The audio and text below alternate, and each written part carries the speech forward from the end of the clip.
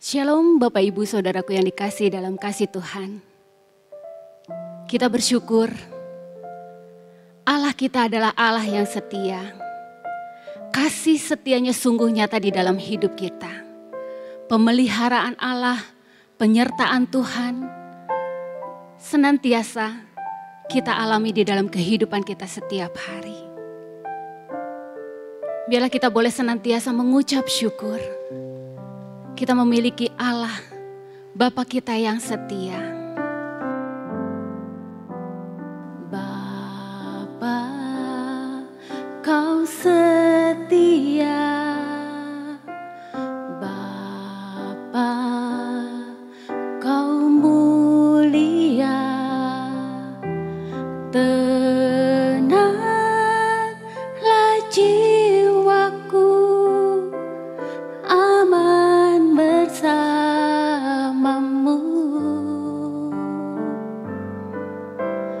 Lebih dari harta, Kaulah segalanya. Tenanglah jiwaku, aman bersamamu.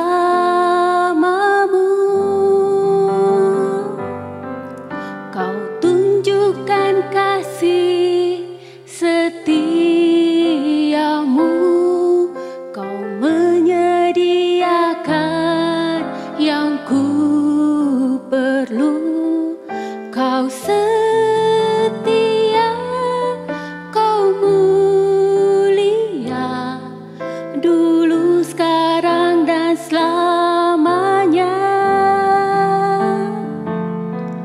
Kau tunjukkan kasih setiamu. Kau menyediakan yang ku perlu. Kau setia, Kau mulia, Bapa, Kau setia. Hanya Dialah segalanya bagiku. Lebih dari harta, Kaulah segalanya. Tenanglah jiwaku, aman bersamamu.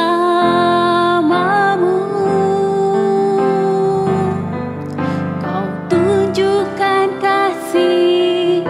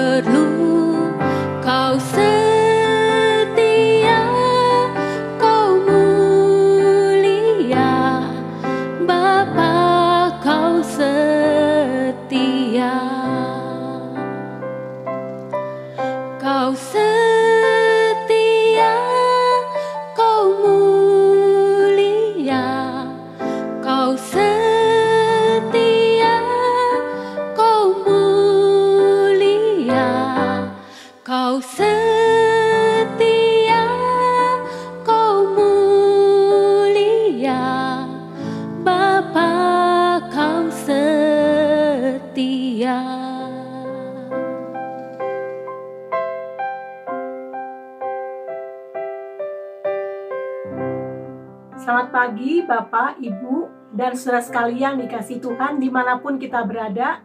Mari kita sambut kebenaran firman Tuhan dengan berdoa. Puji syukur padamu ya Bapa, untuk kasih setia Tuhan, untuk kebaikan Tuhan yang boleh kami nikmati, sehingga pagi ini kami boleh beribadah bersama-sama. Mari Roh Kudus lawat setiap kami, urapi setiap kami, supaya kami boleh dimenangkan oleh kebenaran firman Tuhan yang boleh memulihkan, menguatkan, dan menyembuhkan. Kami siap menerima kebenaran firman-Mu ya Tuhan.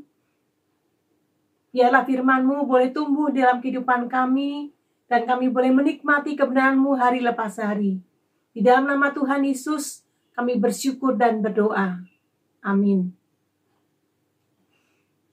Bapak Ibu saudara sekalian, kita akan baca dari Keluaran 3 ayat 6 sampai 8. Pagi ini saya akan membawakan tema tentang mengapa khawatir. Saya akan membacakannya buat Bapak Ibu saudara sekalian dari Keluaran 3 ayat 6 sampai 8. Lagi ia berfirman, "Akulah Allah ayahmu, Allah Abraham, Allah Ishak dan Allah Yakub." Lalu Musa menutupi mukanya sebab ia takut memandang Allah.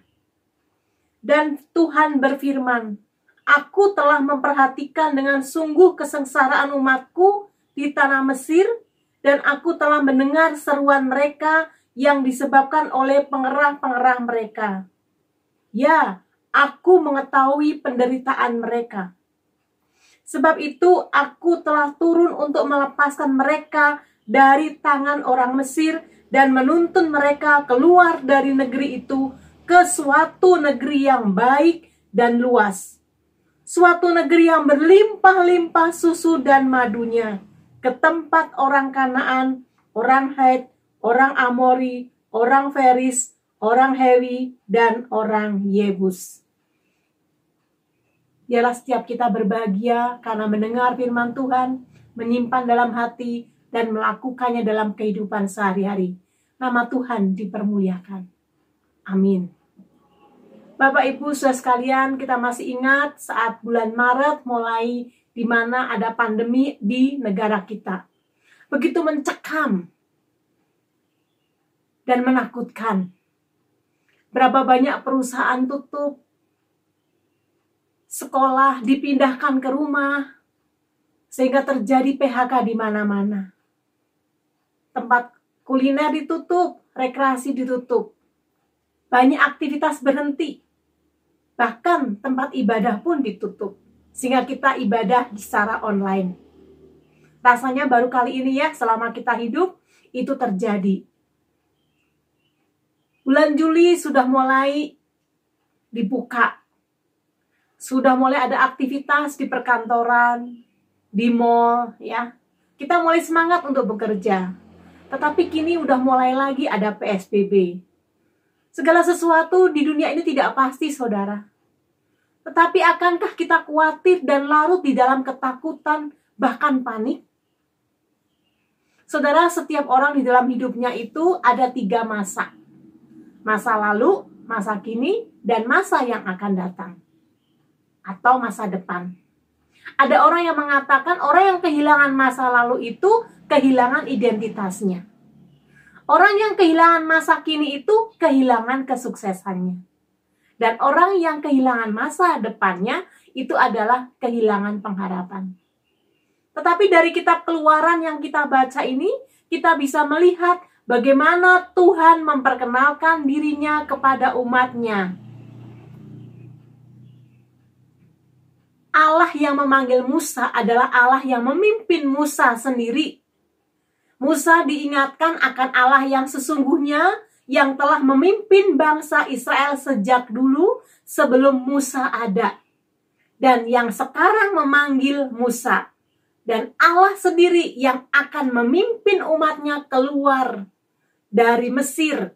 Bahkan akan memimpin umatnya sampai selama-lamanya. Musa itu memimpin bangsa Israel bukan karena kemampuannya, tetapi karena keyakinan akan kehadiran Allah di dalam setiap masa. Ketika Musa berjumpa dengan Tuhan dan Tuhan memperkenalkan dirinya sebagai Allah yang hadir di masa lalu, masa kini, dan masa depan, itulah yang menguatkan Musa. Musa diminta memimpin bangsa Israel yang sudah ratusan tahun di Mesir, di mana bangsa Israel ini sudah melupakan Tuhan. Bayangkan ya, bagaimana bangsa Israel itu 400 tahun dalam perbudakan dan mereka melupakan Tuhan. Sudah berpaling dari Tuhan kepada dewa-dewa orang Mesir. Disitulah Musa dipanggil untuk memimpin mereka. Dan Tuhan berkata, "Akulah Allah nenek moyangmu, akulah Allah ayahmu, Allah Abraham, Allah Ishak, dan Allah Yakub." Di sini Musa diteguhkan dengan Allah yang telah berkarya di masa lalu. Allah yang sudah memimpin bangsanya sebelum Musa ada. Dan Allah yang tetap berkarya di masa kini. Seandainya Allah hanya berhubungan dengan masa lalu, maka itu akan menjadi satu cerita sejarah yang menyenangkan, tetapi tidak ada relevansinya dengan masa kini. Tetapi Allah masa lalu itu juga adalah Allah yang tetap berkarya di masa kini, seperti yang difirmankannya kepada Musa. Bapak Ibu Saudara sekalian, ketika dalam masalah dan kesulitan, kadang kita menganggap Allah tidak peduli dengan apa yang kita alami. Kita bertanya, di mana Tuhan? Tentu pikiran ini adalah yang salah. Allah kita adalah Allah yang sangat peduli terhadap kesulitan, terhadap penderitaan yang kita alami. Terutama penderitaan umatnya.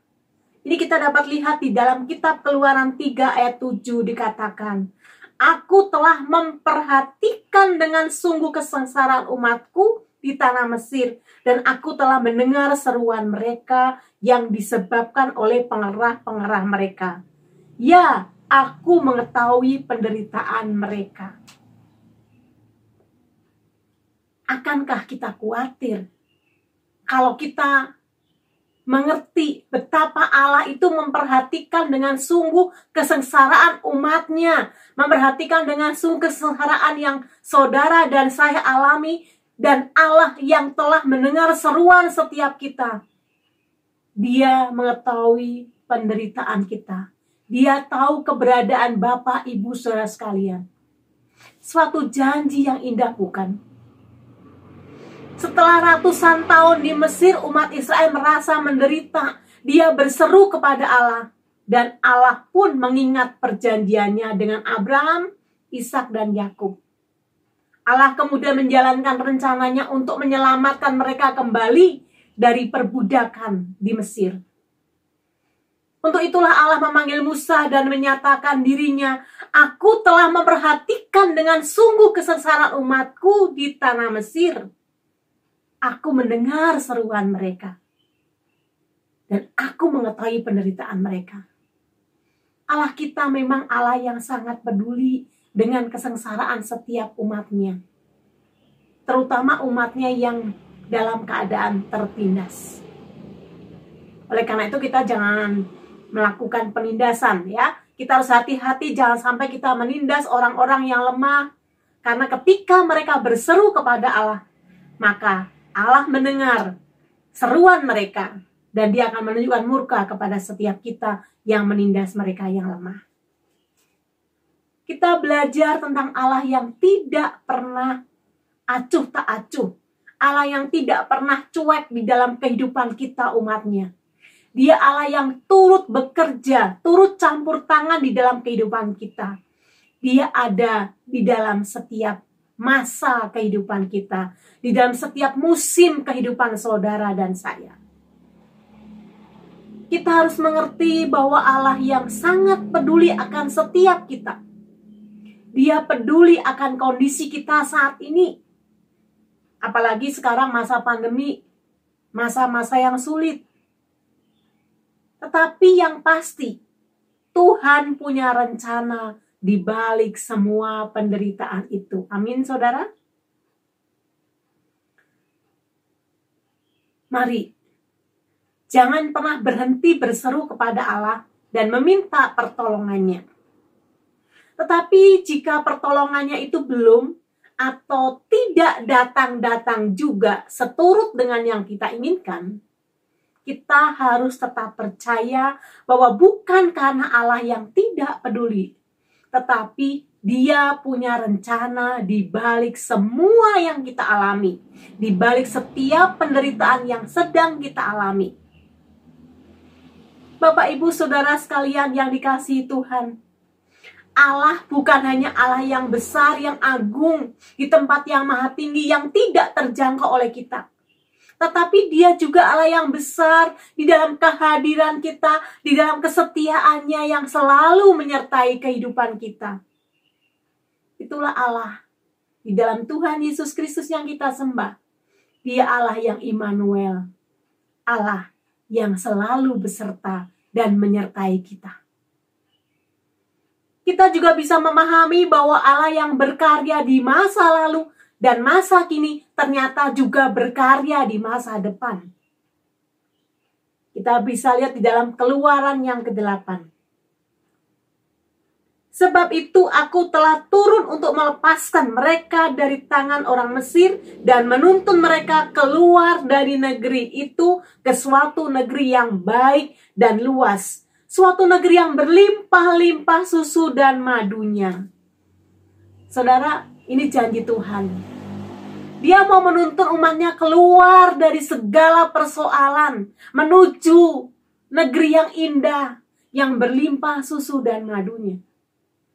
Ketika Allah memperkenalkan dirinya kepada Musa, bahwa Dia adalah Allah nenek moyang yang memperhatikan kesengsaraan umatnya, Allah punya rencana masa depan bagi umatnya. Allah mau menuntun keluar dari perbudakan ke suatu negeri yang berlimpah susu dan madunya. Ini berarti Allah masa depan.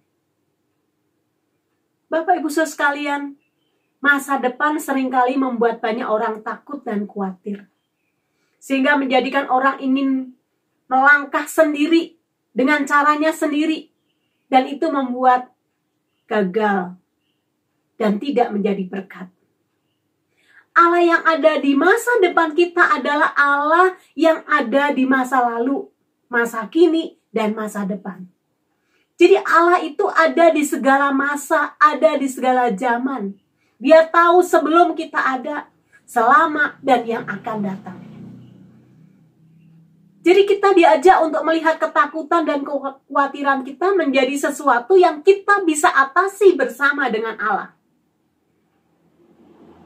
Jangan takut dan khawatir untuk masa depan. Karena apa yang kita khawatirkan di masa depan, itu Tuhan juga ada di sana. Biarlah Tuhan menolong setiap kita keluar dari ketakutan, kekhawatiran dalam menghadapi masa-masa yang akan datang. Karena Dia adalah Allah yang ada di sana, di masa depan kita. Bapak Ibu Saudara sekalian, hidup ini bukan tentang kita, tetapi hidup ini tentang Tuhan. Bagaimana Tuhan memimpin masa lalu kita, masa kini dan masa depan. Jangan khawatir tentang masa depan. Ingat, Tuhan ada di sana. Lalu bagaimana dengan orang-orang yang terus mengalami kegagalan, mengalami tekanan dan kesulitan di dalam pekerjaan, dalam kehidupannya? Haruskah berhenti di tengah jalan, menyerah? Stop. Kita harus semangat. Tidak ada kata menyerah. Kita harus lalui semua itu agar kita tahu ada Allah segala masa yang selalu hadir memberi kekuatan di dalam kehidupan kita. Seperti pohon yang digoncangkan oleh angin, itu membawa pohon itu semakin kuat dan semakin kokoh. Berapa banyak usaha musuh mematahkan semangat setiap kita yang membuat kita goyah. Mari, adanya goncangan dari kiri, kanan, muka, belakang itu membuat keyakinan kita kepada Allah harusnya semakin teguh. Kita itu tidak sendirian.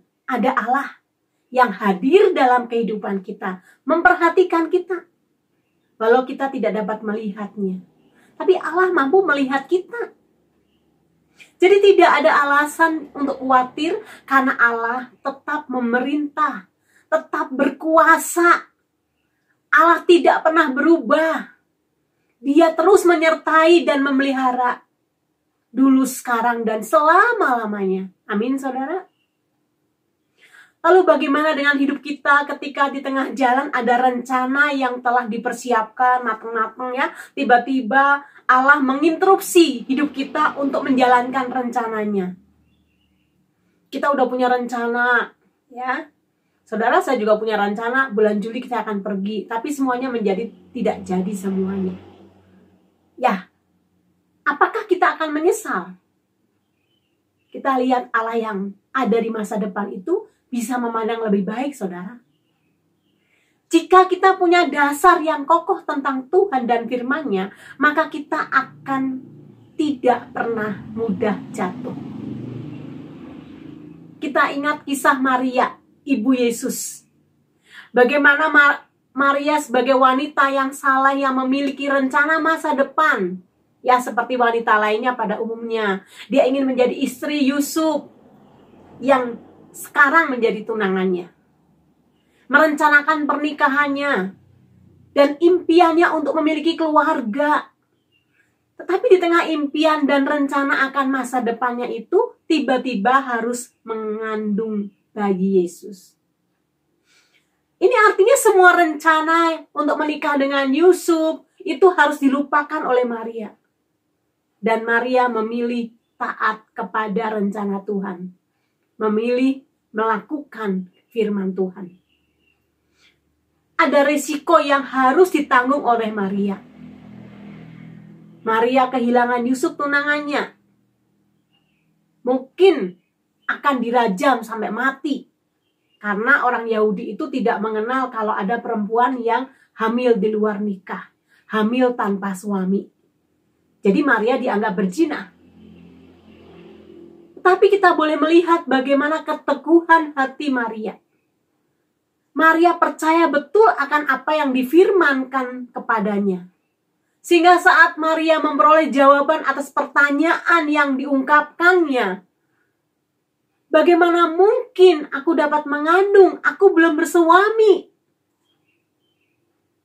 Tapi Maria menjawab apa? Sesungguhnya aku ini adalah hamba Tuhan. Jadilah padaku menurut perkataanmu itu. Maria tidak mempertahankan kemustahilan dan bagaimana nanti kehidupan dan masa depannya akan berantakan. Maria tidak mempertanyakan itu. Ini yang harus kita teladani. Sikap hati seorang Maria yang taat dan mengesampingkan kepentingan pribadinya dan memilih menjalankan rencana Tuhan di dalam hidupnya. Maria tidak takut dan tidak khawatir akan masa depannya, karena memang Tuhan akan membela dan bertanggung jawab atas hidup Maria. Tidak ada keluhan dan sungut-sungut yang keluar dari bibir Maria saat menjalankan rencana Tuhan atas hidupnya. Karena Maria mengerti betul panggilan dan tahu tujuan hidupnya ketika harus menjalankan firman Tuhan, melahirkan bayi Yesus. Saudara, semua itu dapat terjadi karena Maria membangun hubungan yang baik dengan Tuhan. Maria percaya dengan sungguh kebenaran firman Tuhan.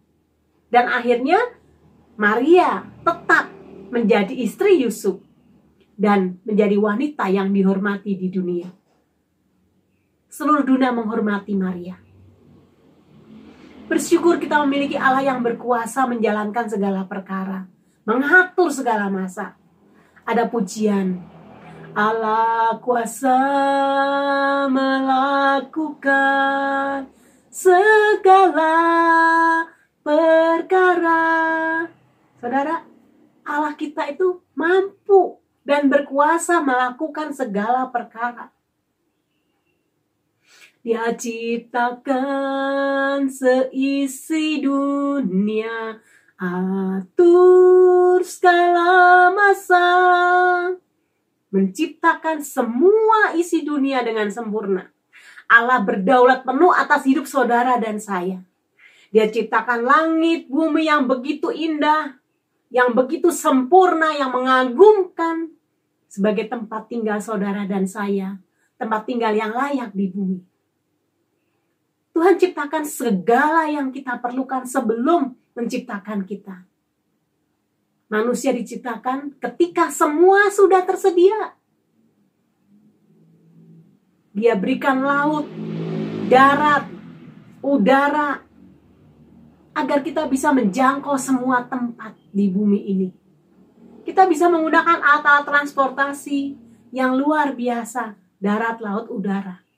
Semua kita bisa nikmati. Itulah kesempurnaan Tuhan. Semua itu Tuhan pikirkan untuk kita. Dia memikirkan hal-hal yang kita butuhkan dengan lengkap, sempurna. Masa untuk hal-hal yang kecil Dia tidak ada bersama kita? Kita itu ada di pikirannya. Maka Ia tidak akan membiarkan kita di dalam kesulitan dan masuk dalam kesulitan. Tuhan berkuasa di segala masa. Ia memiliki banyak cara untuk memelihara dan menolong kita. Allah segala masa yang ada dulu, sekarang, dan selama-lamanya hadir di dalam kehidupan saudara dan saya. Masihkah kita khawatir? Mari kita berdoa. Bapa di surga, terima kasih. Pagi ini kami diteguhkan bahwa kami memiliki Allah yang sudah ada dulu, sekarang, dan akan terus menyertai kehidupan kami di masa depan, bahkan selama-lamanya.